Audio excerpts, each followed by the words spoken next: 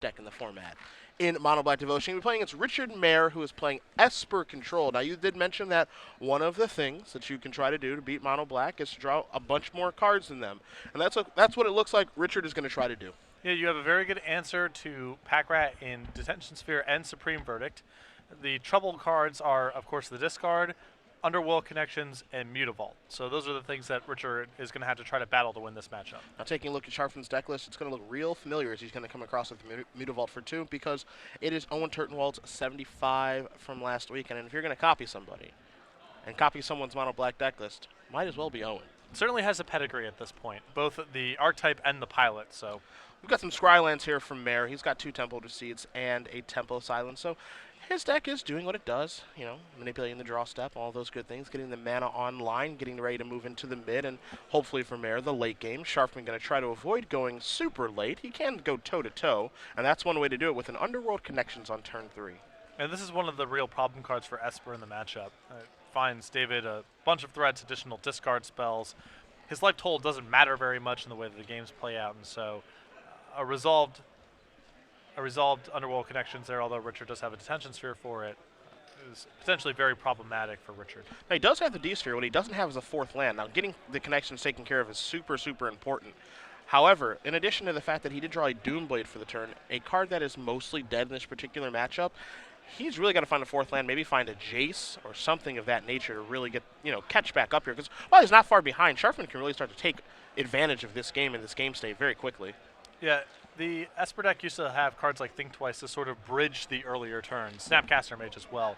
Now it just has to make its land drops, and so stalling on lands, it's very difficult for the Esper deck to find the velocity that it used to be able to find to plow through and find additional cards and make additional land drops and eventually get to Sphinx's Revelation. Temple of Deceit, the draw for Mary. He's going to leave the top card of his deck on top as well and passes the turn back. So Sharfman's going to fire up a Mutavault. He's going to come across for 2, and there's a Doomblade. So while it doesn't get a lot of play in this matchup, that's one thing that it can kill. Sharfman's going to follow up here with a Nightveil Spectre, pass the turn back. So now Mare has to contend with this threat, as he does draw a Watergrave. One thing to keep in mind, only 1 white source of mana right now, so he does have a Supreme Verdict in his hand. You're also looking at a Azorius Charm there as well, but he needs to be able to start drawing some cards.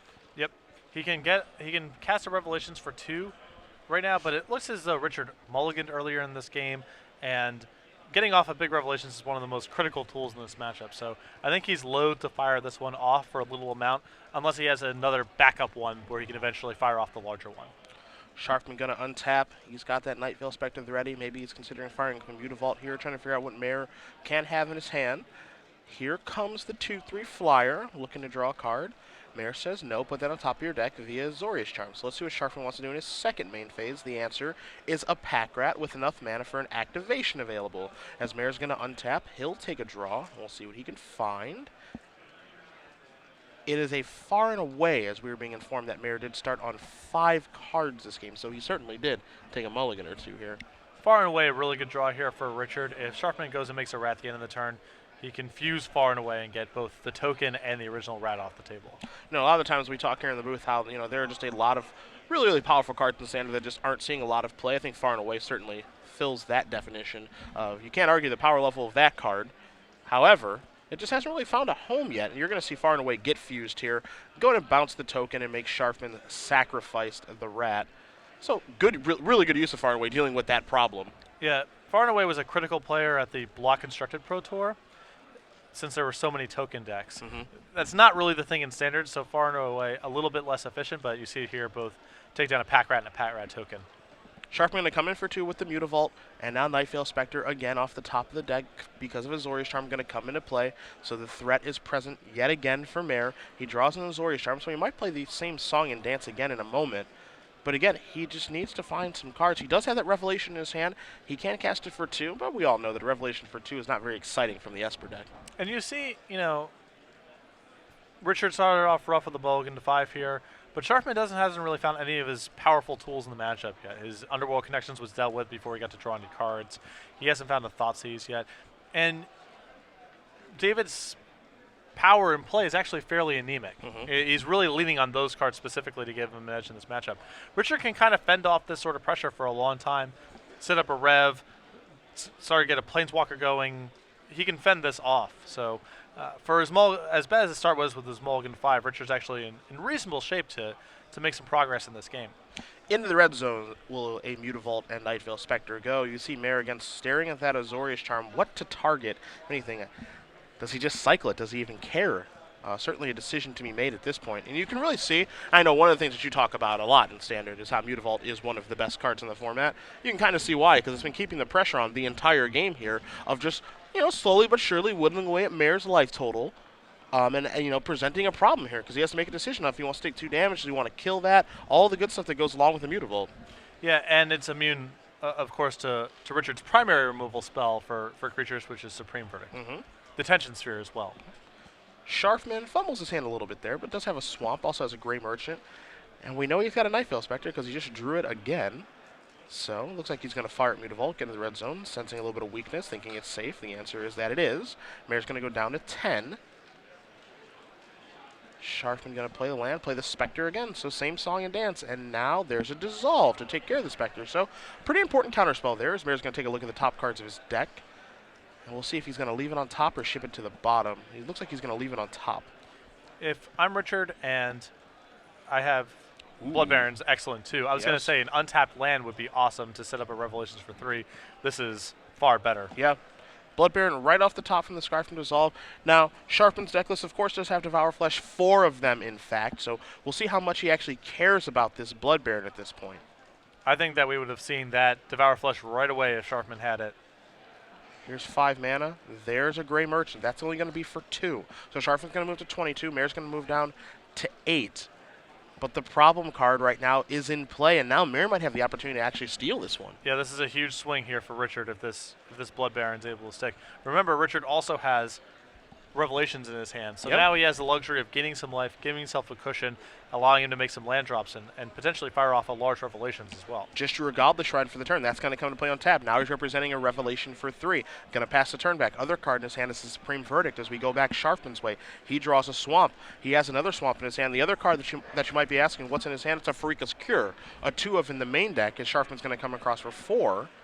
Going to knock Mare down to 6, but there's a Rev for 3. So Mare's going to go up to 9, but more importantly, you're going to draw 3 fresh ones.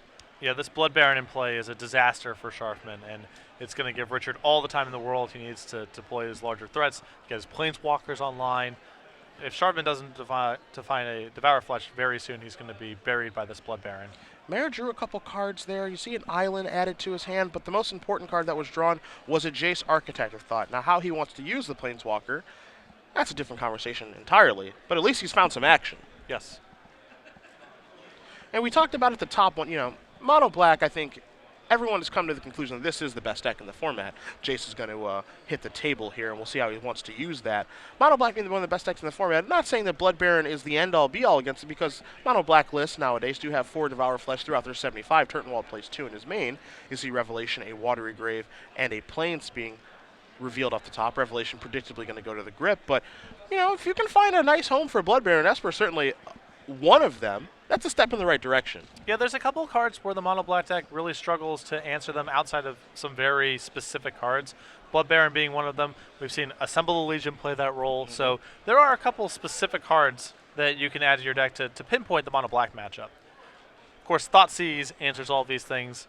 You can answer Blood Baron with Devour Flesh, but there are some problematic cards, certainly. Now, Blood Baron's going to stay back on defense, choosing not to attack so he can maybe protect Jace here. Yeah, I think that's a Devour Flesh right off of the top. So Sharfman finds his answer again, 4 of those in the main deck. How do you feel about the no attack? Well, I kind of understand he just wants to outcard David at this point by minusing his Jace. David can't really attack on board. He gets a minus Jace again and go way up on cards. And he sensed weakness, obviously. David didn't have Devour Flesh in the previous turns. He would have used it. So I don't think that play is necessarily that bad if he wants to just minus Jace a second time, but clearly he got punished for it with Sharfman ripping that Devour Flesh. And again, 4 of those throughout the main deck of the Mono Black deck. 4 cards like Blood Baron of Escopa. Now Sharfman's turning the corner here, but don't forget, Mare does have a Sphinx of Revelation in his hand. He did just draw another copy of Jace as well, so we got a long way to go here. And Sharfman's actually the one who's kind of behind right now because all he's got is a Gray Merchant. He's got a Freakish Cure and Grip, and he's got a Mutavault among those lands. Watery Grave going to come into play tap. Jace going to be put on the stack and resolve. going to tick on up and pass the turn back. But Mare on his mulligan of 5, he's actually the one who's turning things around here. And this is actually a sequence that I'm not a huge fan of from Richard. There's a very reasonable chance that Hero's Downfall could be in Sharfman's hand the way the game's played out here. Okay. And he's really risking Sharfman also drawing a Thoughtseize this turn, because if Richard loses his Revelation, then he's suddenly in trouble. I think in that turn I would have just played an untapped land, said go, and fired off another big Revelation instead of adding Jace to the board. But it appears as though Sharfman didn't draw anything to punish him for it, neither Hero's Downfall nor Thoughtseize, and so now Richard has really advanced his board. Yeah, the draw step there for Sharfman was a Desecration Demon, and after making some attacks, he just does pass the turn back. So now he's trying to close out this game pretty quickly. No sense in attacking Jace, of course. Won't really be getting anything done, especially when he knows that his opponent has a Revelation in his hand. So Mare's going to take a draw step. He finds a Detention Sphere. Not a bad draw. Can take care of the 6/6 Demon if he'd like to. We'll see how he wants to use Jace on this particular turn, and if he actually wants to just set up for a large Revelation as well. Yep. I mean, I wouldn't be surprised to see us, minus Jace at this point. David's shown that he's not really interested in attacking it. Jace at 3 loyalty still requires 2 attackers or Desecration Demon to go after, so I like the minus here. The minus is going to turn over 3 lands. It's 2 Hallowed Fountains and a copy of Temple of Silence. You see the Scry land going to be put by itself. Keep one thing in mind as well. Mare did play a land before Jacing there, so maybe a small misstep there. But at the end of the day, Jace did turn over 3 lands, so not that big of a deal. He's going to tap a little bit of mana here. Looks like he might be firing off the old Detention Sphere. Maybe not. This is going to be okay, so he's going to clean up with the Verdict that he's been holding for a very, very long time. A little 2-for-1 action. Just a Mutavault left there for Sharfman. Jace has already been used, and now Mare's happy to pass the turn back. Sharfman's going to take a draw step. He's going to fire at Mutavault. We'll see where it's going. It's going towards Jace. Jace's going to go down to 1. There's a Thoughtseize. This is exactly what you talked about. It ends up targeting, most likely, the Sphinx's Revelation. Gonna leave Mare with a Detention Sphere and 2 lands, and this is, again, exactly what you mentioned, where if he had just left the mana up to fire up a big Revelation, might be difficult for him to lose this game. Now he's sitting with another copy of Sphinx's Revelation off of the top. Yeah, I'm fairly sure Richard should have Revelated for 2 in response to that Thoughtseize, but having another Sphinx's Revelation on the top has totally undone that Thoughtseize. That's just a good clean living right there. That's good clean living. And if you're a player of Sharfman's experience, as Jace is going to go down to 1, when your opponent plays when they play an untapped dual land like that, you kind of know what's coming. It's hard to imagine it's anything else. Yes. 7 is the magic number for Revelation. So Mare is going to draw a whole bunch. He's going to gain a whole bunch of life, and all of a sudden, Sharfman, a player who was in the driver's seat off of that top deck Thoughtseize, got top decked right back. Revelation off the top for Mare. He draws 7 cards, make it 8 from his draw step, and now the world is his oyster. And let's keep in mind that Richard mulliganed to 5 this game, but Sharfman never found any of his powerful action in the matchup early on, and that gave Richard time he needed to make his land drops and get the game into this state. Jace's going to tick on up to 2. We'll see what Mare wants to do in his turn. But a player who really did feel that Esper was something that could kind of come back now, given how the format is kind of shaped up, was Adrian Sullivan. He wrote about this week that he just really felt that Esper was in a pretty good position. Doesn't think they can have a stranglehold on the format for long because it's pretty easy to adjust to Esper, but felt like he could be pretty well positioned. That Blood Baron was significantly underplayed in the format right now, and I got to say, I do agree with that sentiment. I think we are seeing less Blood Barons than ever right now. Yeah, certainly, yes. Not a lot of black-white decks floating around, but very few Mizium Mortars and a lot of black decks and white decks, so Blood Baron's pretty well positioned right now. Thoughtseize is a good way to lead off the turn if you're Sharfman. I don't know if he wants to see what's hiding out over there. It looks like Mare might cast a Dissolve on this Thoughtseize. Maybe he wants to leave his hand protected. That's exactly what he's going to do. Counter that. Time for a little bit of Scry action here. He's going to leave that one on top, it looks like. See if Sharfman's going to fire up the Mutavault. He is. It's going to go towards Jace again. It's going to go down to 1. We're going to pass the turn back. Will the Pro Tour Nagoya champion? Mare going to untap his lands. Let's see what he kept on top of his deck. That looks to be an Elspeth. I know this is actually Jace, excuse me. So Jace is going to tick up. You see him pull a Divination forward. Now his deck looks a little bit different. I mean, it looks like he's got 2 copies of Far and Away. Does he have any other sweet bullets in there? He has a Singleton Divination. He has 1 Elspeth, the 2 copies of Far Away, 3 Heroes Downfalls, 1 Elixir. I mean, some weirdness, but not really anything too weird. Nothing crazy, okay. Yeah. You see he's got the Elixir in his deck. 1 Aetherling. Yeah, okay. So he's got a lot of avenues to victory. Yes. With Elspeth, with Blood Baron, with Aetherling, and if you want to go super long, he's got access to the Elixir. Here's a far and away. Looks like we're going to use the away half to take care of the Mutavault. You can see what Richard's trying to set up here. He wants to kill the Mutavault, take up his Jace. Now, the following turn, he can minus his Jace, play a fresh Jace, and just keep the flow of cards coming. And once Esper starts burying you underneath cards, it is very, very difficult to come back.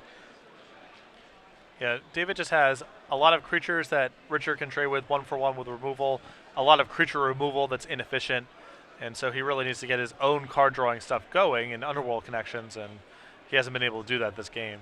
Jace going to get cashed in. Detention Sphere, Hollow Fountain, and Godless Shrine are the split. You'll see it'll be spell versus lands here. Mayor says, I will take the spell, thank you very much. And we might see another Jace deployed here momentarily, but I think right now Richard is trying to convert all these cards into a win. He's looking for a win condition to get this bad boy over with. Yeah, he's pretty safe right now. You know, he's not in Grey Merchant range, and he has all the cards in the world, but still, time is always an issue for Esper control decks. So the faster that Richard can get this game over with, the better. Jace going to come in. Are we going to take this one down too? We are as well. So a Hero's Downfall, a Dissolve, and a Supreme Verdict. That one might be a little more difficult to split, and David says, I'm not splitting that, thank you very much. Let's play a second game. So Richard Mayer on a mulligan to 5 defeats David Sharfman in game number 1. Esper Control up a game over Mono Black Devotion. We're going to move right towards the sideboard here. Now, again, if you're familiar with Mono Black Devotion, if you're familiar with Owen Turtenwald, this sideboard's not going to surprise you. 3 copies of Erebos, God of the Dead, 2 Freakish Cure, 3 Dark Betrayal, 3 Lifebane Zombie, and 4 copies of Duress.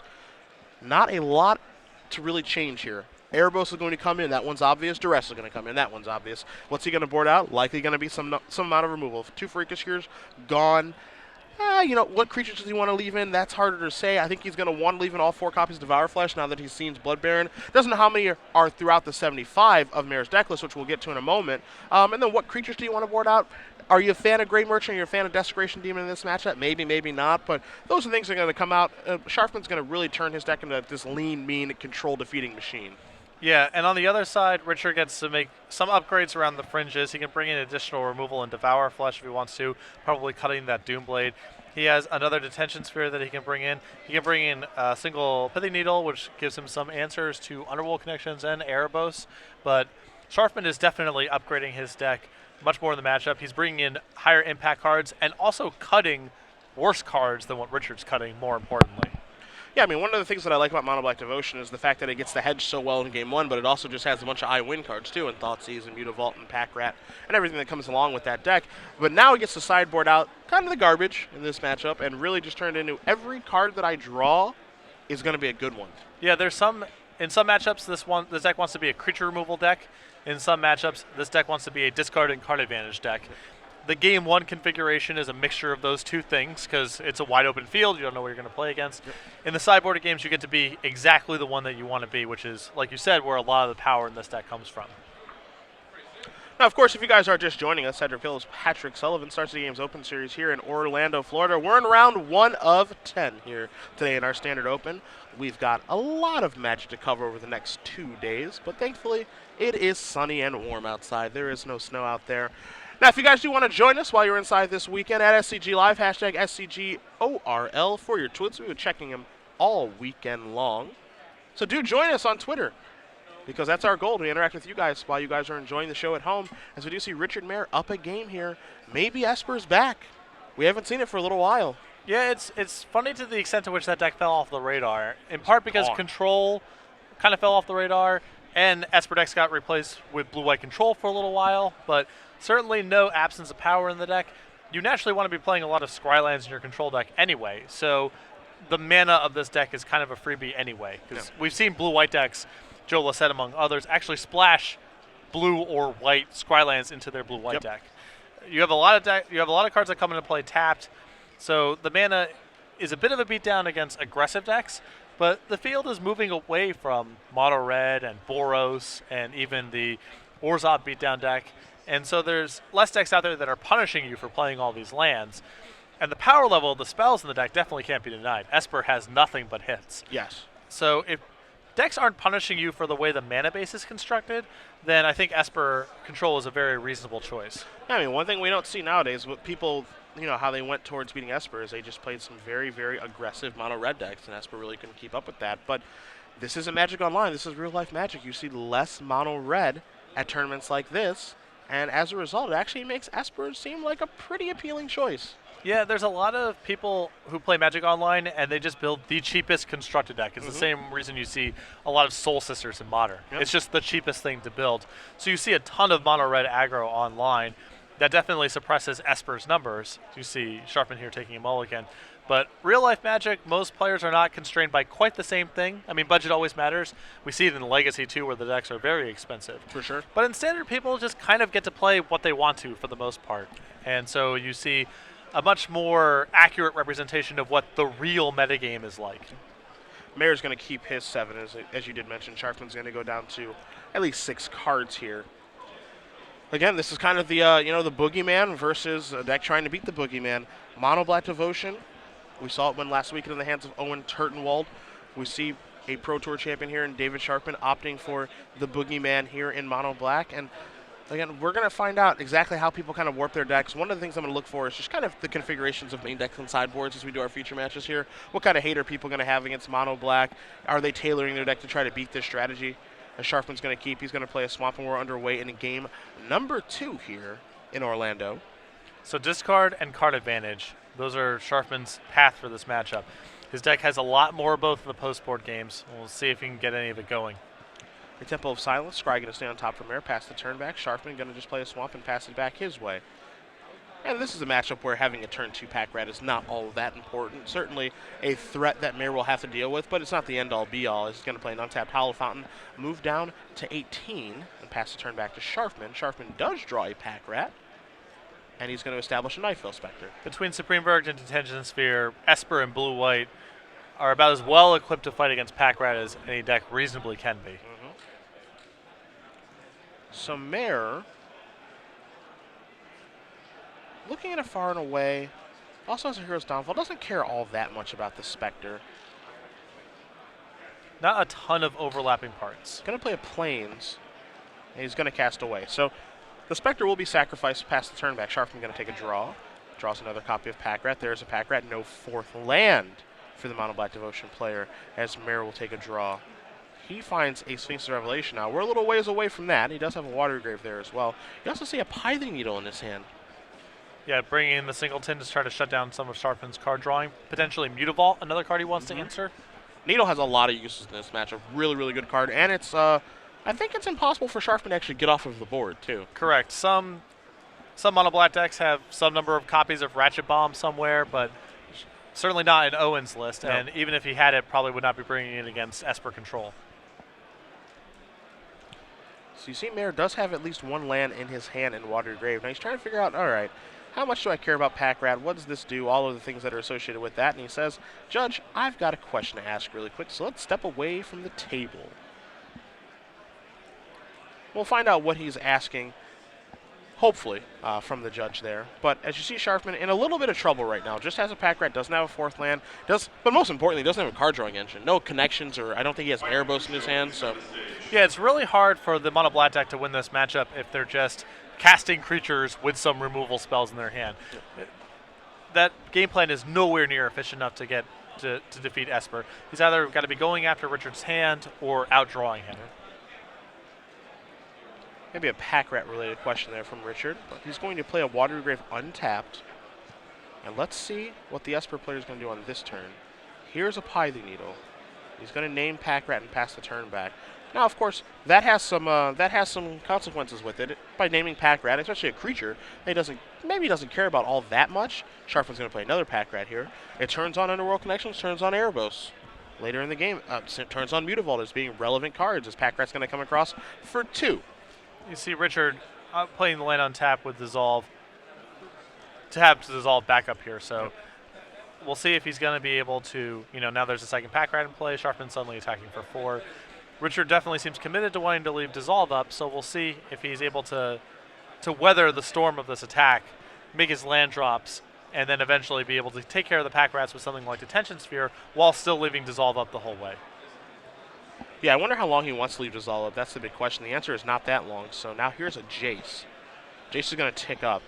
And Sharfman, if you're Sharfman, because he does have an Erebos in his hand, you want to draw that 4th land, and he's not able to draw it. All he can do is add another copy of Pack Rat to the board. And he's going to go attacking Jace here for 6. However, because of the activation, it's actually going to be for 4. Going to put Jace down to 1. That was a big spot there for David to draw a 4th land. If he could have stuck Erebos on that board, that would have been a big swing in the game. But he's going to get another shot at it, I think. Yep. Because I think that Mirror might have to cash in Supreme Verdict that's in his hand right now to clear off all these Pack Rats. Jace can take up then, and then you've got the opportunity to try to land Erebos. But he's really got to hit the 4th land next turn. Yeah, another path that Richard can take here is to play his land untapped and just try to use Sphinx's Revelation for 3 to weather the storm of this turn, and then Wrath with Dissolve backup the following turn. But a Thoughtseize is the draw here for Sharfman. So even though it's not a land, it is a castable spell, and it's a good one. That's a great draw. Richard's trying to set up the sequence, of course, through spells in his hand, and now Sharfman can really do some damage to the game plan Richard was trying to set up here. Now, the big question I was going to ask is, do you lead with Thoughtseize or do you play it after combat? When's the best time to cast this? Negate says counter that, so it's not going to matter a ton. And now how does Pack Rat want to do things here? I would assume we want to finish off Jace here because allowing Richard to look at 3 more cards is such a risk. Sharfman now has to decide if he wants to send multiple attackers at Jace in case Richard has an Azorius Charm or a removal spell. So David, of course, wants to keep pressuring Richard's life total. Time is not on David's side here, but there is a risk in sending too much at Jace and then allowing Richard to make additional land drops, eventually get to Sphinx's Revelation. So where are we going to go with these rats? That's the question. As one removal spell really does blow it up, looks like they're all going to go towards Jace. We'll get confirmation on where those rats are going, and it does look like Jace. I'm just going to pass the turn back. Now is Mare going to cash in a removal spell here? You see he's got that Hero's Downfall that he's thumbing. Kind of wants to use it. Can it get any better than it is right now is the question. Yeah, I think that he really wants to use it here. I like that play from Richard. He needs to try to resolve Sphinx's Revelation on the most stable board he possibly can. Untapped land and also an excellent draw to set up a Revelations. Well, the 4th land was found, unfortunately for Sharfman. It's one that comes into play tapped. An attack here for 4 from Sharfman. Going to put Mare down to 8. Temple of Deceit is the land that he drew. We'll take a look at the top cards of his deck. Now, he's not out of this by any means, but when you're facing down a Revelation, you know that one is coming. It's going to be for 4. Going to undo the damage that Pack Rat did. Going to put Mare back up to 12, but more importantly, going to draw him 4 new cards. Yeah, and depending on how many counter spells Richard sideboarded in this matchup, things could get very difficult for David very quickly. If Richard can sweep up these Pack Rats with a Detention Sphere, multiple removal spells, or Supreme Verdict, he might be able to just keep cards like Erebos off the table. It looks like one of the cards that Mare did find among that Sphinx Revelation is a Blood Baron of Escopa. So things are going to start to get a little bit difficult now for Sharfman. Now, if he does have a Devour Flesh, he's certainly sitting okay, but as we saw in the first game, he didn't have one right away. Yeah, I'm curious to see exactly how much removal Sharfman left in. There's an argument for some number of Heroes Downfalls because of all the Planeswalkers in Richard's deck. There's an argument for the Devour Flushes because of the Blood Barons, as you just mentioned. But it's very easy for David to just have too much removal in his deck as well. Yeah. He might have to shave out some of those copies. Supreme Verdict, 2 for 1. Clear up those rats. 3 mana available. Does he have a Dissolve in his hand? That's a big question. Sharfman draws.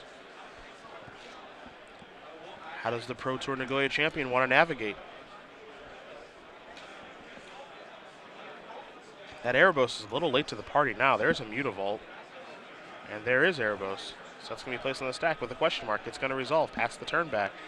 Now, that's certainly a pretty good draw here. And that resolving because Bloodbear's not going to be able to gain any life. Yep. So he's going to be stuck at 12 for a little while, Will Mare, which is a step in the right direction here for Sharfman. Now, that Erebos has got a long way to go to being live, and, you know, got to draw a lot of cards. But Sharfman's sitting at 20, and if there's one card that can actually catch him up in this game, if it wasn't going to be Connections, it could be Erebos.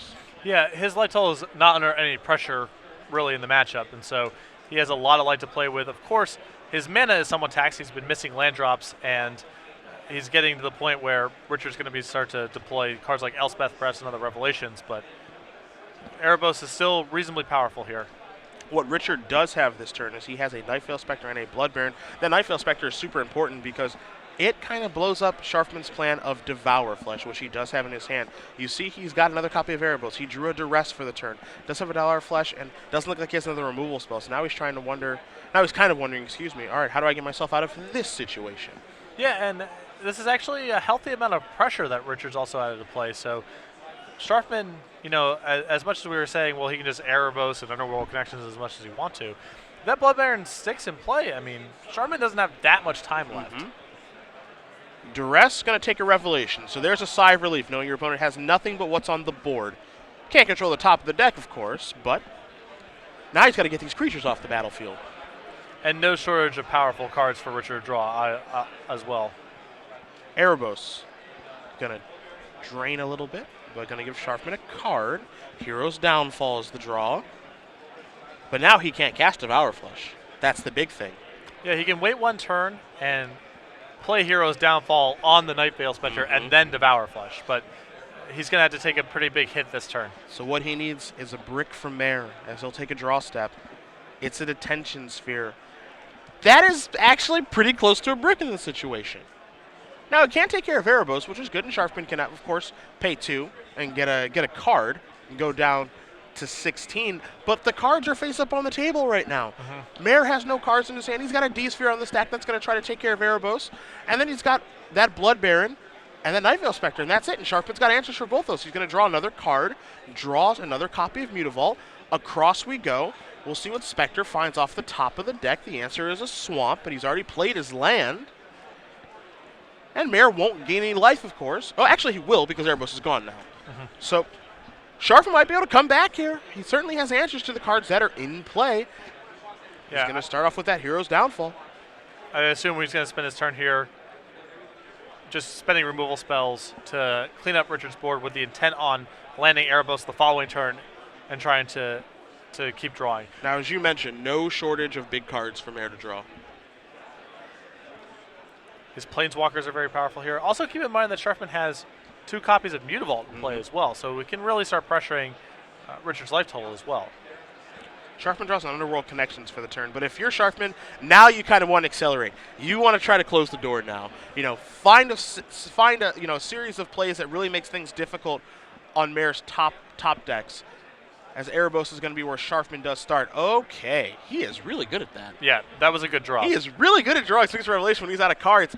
He did it last game. He does it this one too. 7 fresh ones coming for Richard Mare. And I was about to say, David now has to find this balancing act of applying enough pressure and drawing enough cards. Yes. But now there's a different problem now, which is Richard has a full hand, a ton of resources to work with, and David also is at 10, so something like Elspeth or an Aetherling or what have you can actually kill David fairly quickly from this spot. Well, you know what they say. You play the cards in your deck so you can draw them. Yes. That's why you play them. I'm just going to make a quick check here. Yep, 4 copies of Sphinx Oh, Revelation. shockaroo. He did what he could. Yeah. So after the Revelation and the draw step, Mare is looking at 8 cards in his hand. See how he wants to navigate this turn. See what he found with that Revelation. He's kind of overseeing Sharfman's board here. Again, Detention Sphere hanging out along with an Erebos. That can go live soon as the Scry is going to stay on top. Looks like we're going to see a D-Sphere. See what the target of choice will be. It will be Erebos. Again, Sharfman does sideboard in 3 of those. It looks like it might be time for an Architect of Thought as well, and it is. This And was that's a gonna tick fairly up. this was a fairly good turn for Richard. I'm inclined to agree, my friend. As Sharfman's going to untap his few lands, 2 Mutavolts among them, does draw a Swamp for the turn. Does have a Grey Merchant, but that Grey Merchant's a long way away. Things were looking so good for David not that long ago. We were only As a a turn ago, yeah. We were thinking, okay, he might be able to turn the corner. He's just got to fade. Oops, a Revelation. Going to draw a card with Underworld Connections. Draws a Swamp. Hand right now, Swamp, Grey Merchant of Asphodel. We'll see if Mutavaults are feeling a little frisky or if Grey Merchant wants to come on down. Mutavault attacking doesn't seem all that appealing when your opponent does have open mana. And, of course, Jace is ticked up here, so Grey Merchant will come down. It will attempt to drain for 4, but we could see a removal spell in response, or maybe a counter spell. But it will drain for 4, 2 from the Grey Merchant, 2 from the Connections. Yeah, even if Richard did have a counterspell here, I would be surprised to see him use them on the Grey Likewise. Merchant. Yeah. And now Mutavault going to come into Jace, going to knock it down to 4. Sharfman does use all of his mana, so that's a step in the right direction and passes the turn back. But Mare's going to untap all of his. He's going to take a draw step for the turn, and he has an active Jace to work with in his first main phase. Draws a far and away, pretty good draw. And there's so many high-impact cards in Richard's deck at this point. He's got no shortage of removal, counterspells, additional card drawing, planeswalkers, just everything that isn't a land is really bad for David. Start by Jason going down. And there's a hollow fountain, a watery grave, a mystery card that's off our screen right now. We'll try to find out what it is in a moment. It's a Temple of Deceit. So 3 lands turned over. You said it's got to be lands. But Richard picked up a far and away in his last draw step. I mean, it's just so many. Scry going to stay on top there from the Temple. You can see another Jace. You did mention the far and away. It's going to make attacking real tough. There's also a negate hanging out over there. I think another copy of Sphinx's Revelation also in the grip. Kind of make me want to play Esper again. I mean, once we get to this stage of the game, this deck looks really attractive. Yeah. I had that phase where I thought it was a good idea to play that deck. It was actually a lot of fun. You see a way is going to take care of the Gray Merchant. Once you rev, I mean, that's it's tough to go back. Yeah. It is. Have you ever rev before? In playtesting, I have. Okay. Never in a tournament.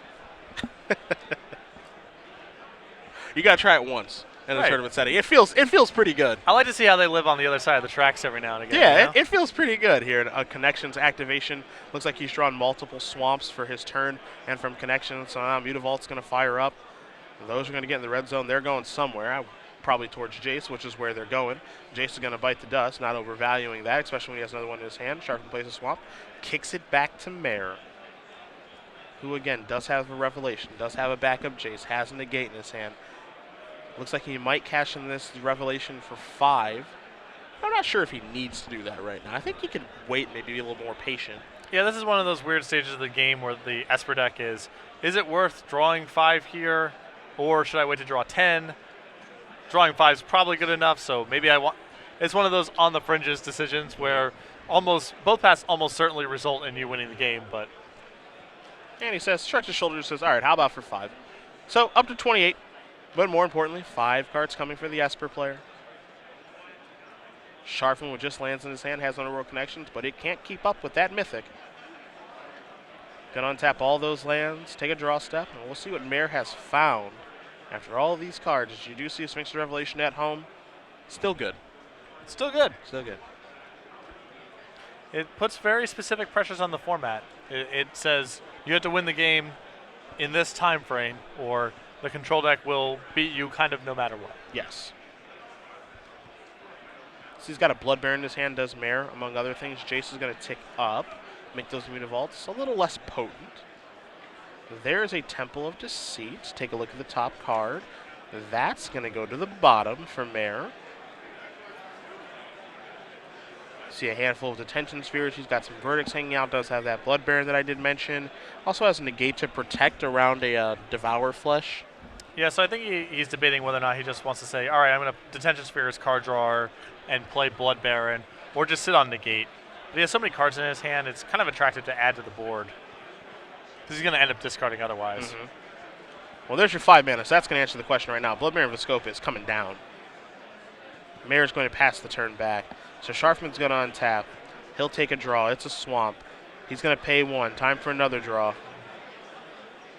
It's a Temple of Deceit. Time for a little scry action. Top card, is it appealing? And we reached the stage of the game where additional discard spells don't even matter for Sharfman. Yeah, that's the big problem. I mean, the Thoughtseizes and Duresses that he has at their sideboard, 4 of each, they're supposed to be very potent weapons to make sure that we never get to this point in the game, but his draw just didn't really come together that way. Well, it has to be packed up by card drawing for that plan to be really powerful. Duresses and Thoughtseizes can be good against Esper anyway, because often they only have the one Supreme Verdict or the one Revelations or what have you. You can tear apart some of their draws that way, but the discard plan really needs to be backed up by either a lot of pressure, which the mono black deck can't really do, or by one of their card drawers, which took Sharfman too long to find. And now we're in this stage of the game where Richard's life total has gone up above 30. Blood Baron into the red zone. Jace's going to tick on up, and Richard is more than happy to pass the turn back. Did also Detention Sphere the Underworld Connection. Sharfman going to show him 4 swamps and extend the ham. Richard Mare with Esper Control is going to defeat Pro Tour Nagoya champion David Sharfman 2-0, in which the first one, Mulligan to 5, was able to come back, but in that second one, looked dominant. And that was a pretty fast win for Esper, time-wise. Yeah, this is true. It usually takes quite a bit longer than that. In fairness, Sharfman conceded both games when the writing was on the wall, but still, pretty crisp pace of play from Richard as well, and defeats the Menace in round 1 in the hands of a Pro Tour champion. Look comfortable. Yes. Look comfortable in the matchup. Now, one thing that, when we saw Brian Braun win Grand Prix Louisville with Mono Black, Brad Nelson, Todd Anderson, both top 8 in that tournament as well.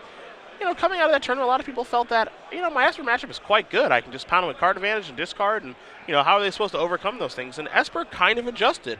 They said, well, I'll start some Blood Barons, and I've got access to Python to shut down your draw engines. And, I think I can go toe-to-toe with you on cards, and you've got nothing that can go toe-to-toe with Revelation. Yeah, I spoke